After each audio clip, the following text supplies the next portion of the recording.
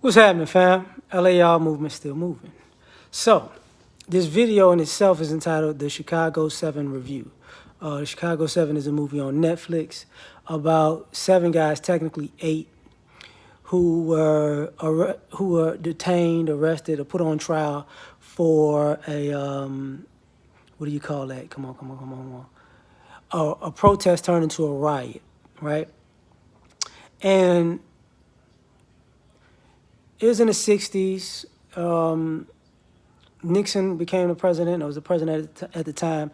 They were going into the Democratic Convention, and they wanted to protest basically the Vietnam War. Now, what was interesting about this movie is, how can I put this? The level of blatant unfairness that the judicial system was showing. Now, personally, I don't like movies like this because basically a movie show you how bad it was in the 60s or how bad it was in the 70s or the 80s. And then people look at the movie and they go, oh, man, it was bad back then. Not taking into consideration that, okay, most of those people are dead, probably, or very old. And now the people look back at it like, man, it was like that? I didn't realize that. But fast forward to now, there are things going on in the present day that we live in that 30, 40 years from now they're going to make movies about, and they're going to say, man, that's how people in America acted? Yeah. You think they're not going to make a movie about Trayvon Martin in the future? You think they're not going to make a movie about Ahmaud Arbery? Ahmaud Arbery. Sorry about that. You think they're not going to make a movie about George Floyd? They already made one about, God dog it, Fruitvale Station, Oscar Grant. They already made one about that.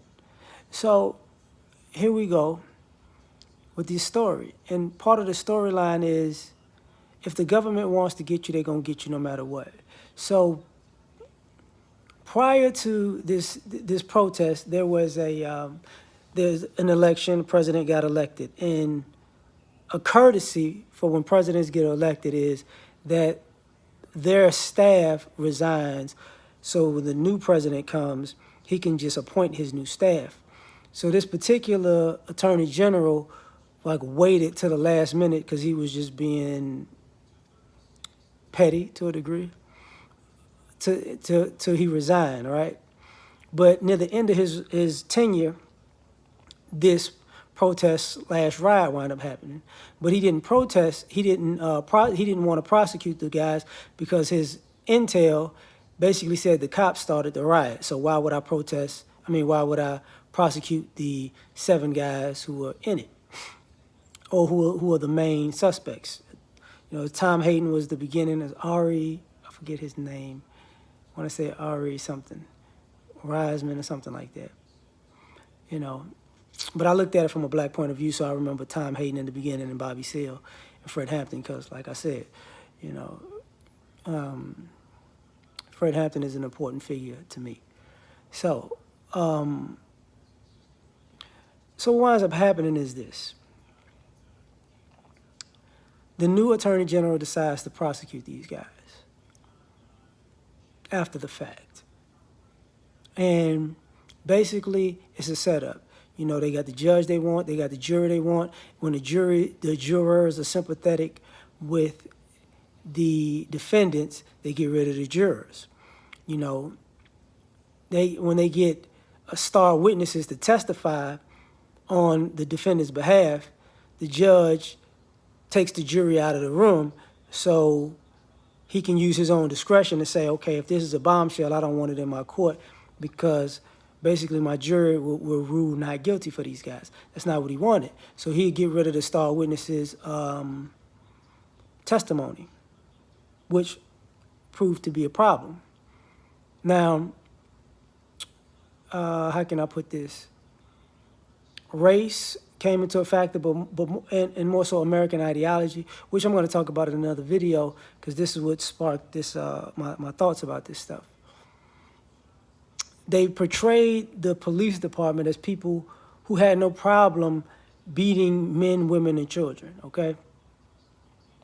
meaning they showed depictions of guys with hitting kids with billy clubs and hitting women with billy clubs, hitting men with billy clubs. The guys could understand it. The women and kids, nobody could.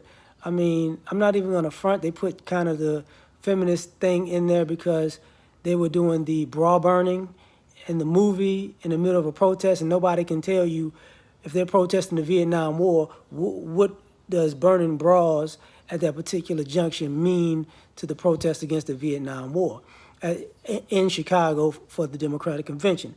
Didn't make sense, but that's the type of stuff that happened back then anyways. So that was kind of a low-key feminism thing that I saw. The other thing about the Bobby Seale thing is they tried to trip. They were trying to trip Bobby Seale and the lawyer, forgot his name, up in technicalities because Bobby Seale didn't have a lawyer. You know, that's part of his thing. You know, I don't have a lawyer to represent me. So, yeah, you do. The lawyer's right there. That's not my lawyer. He's right there. That's not my lawyer. He's right there. That's not my lawyer. So, I would like to cross-examine a witness. Well, tell your lawyer. That's not my lawyer. So you got to sit down because you can't do this and that. So to the point that Bobby Seale got upset about it, and he had an outburst in the court, and basically the judge told him, take him outside, get him right. So what they did was they tuned him up. They beat him up, then they cuffed him, they bound him, they gagged him. He can't, and it was, and the racism was so blatant about how the judge was operating that the actual prosecuting attorney was like, I need to push for a mistrial for Bobby Seale on this trial because he was basically telling the judge, you're going to ruin this case with your racism. And gave Bobby Seale a mistrial because of that. But he damaged his reputation as a judge. Let's put it like this. So if his grandkids or kids who are living see this, they're going to say that's not my dad, type of thing. But the problem with that is going to be, it's not that it's just not your dad, is that's actually on the record how your dad acted during that case. So that is your dad or your granddad or whatever. So you're going to have to, in some ways judge everything he did in the past, because part of that judge's thing was, I've never been called racist in my life. And people are looking at him like, how not? But because, he didn't allow black people to really have an opinion. Now, fast forward to one of the things about Fred Hampton was kind of advising Bobby Seale during the trial in the beginning. And the judge wanted to know who that was, who Bobby Seale was talking to. He's like, don't worry about it. Your Honor, that doesn't pertain to the trial. Well, who is the guy? Fred Hampton was helping him with the trial from sitting behind him. So in some ways, you can see why the judge asked the question. I'm not even going to lie about that. But ultimately, he says it's Fred Hampton from the Black Panther Party, blah, blah, blah. And what happens is, ironically, Fred Hampton gets killed during the trial by the Chicago Police Department, who the defendants are basically a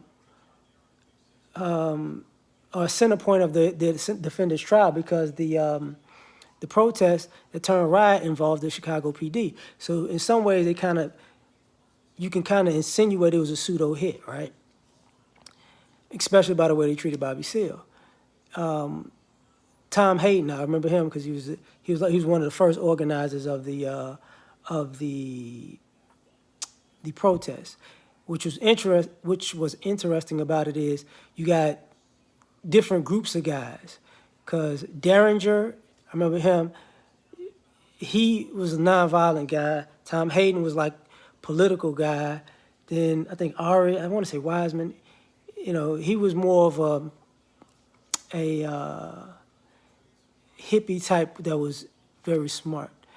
And they all had different types of ideologies, and they knew each other, but they didn't know each other. So they tried to make it like a conspiracy that they all conspired together to create a riot, when that really wasn't the case, but you can make an argument for that. And they tried to lump Bobby Seale in to make him the black guy in the mix, so you can get a guilty because the black guy got to make it worse. So, and it reminded me of, like I said earlier, that's why I don't like these type of movies, because it was a good movie, though. Good movie. Because you had the white people, this is how we supposed to act.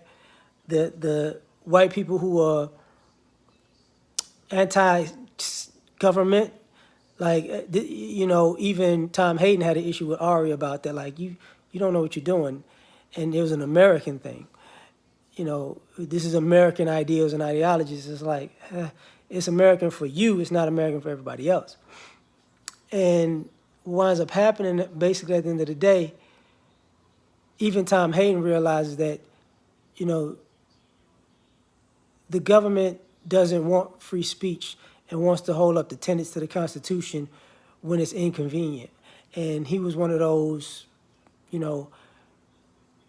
American, good old, not good old boy, but boy next door types who had to come to a hard realization. And, they all got put in jail except for Bobby Seale at the time for like 5 years because they had to deal with the unfairness of it. Meaning, they wouldn't let them appeal or anything, if I'm not mistaken. But it was so skewed against them that history had to put something out there that was unfair. Now, once again, like I said, I don't like these old type of movies because people act like this stuff that happens back in the day doesn't happen today, and it does. This is why you're gonna have. This is why you have movies. Don't, like I said, there's gonna be a movie about Trayvon. There's gonna be a movie about George Floyd. There's already been a movie about Oscar Grant. There's gonna be a movie about the farmers' reparations in the 80s, farmers getting froze out and getting reparations because it was done since the 80s. There's going to be movies about this stuff. And, there's going to be movies about the housing bubble burst and boom and that. I think there already was one. The Big Short was actually one. So it's not just back in the day, it's today too. So that's what I think about this stuff. So peace, catch you on the next one. Take care.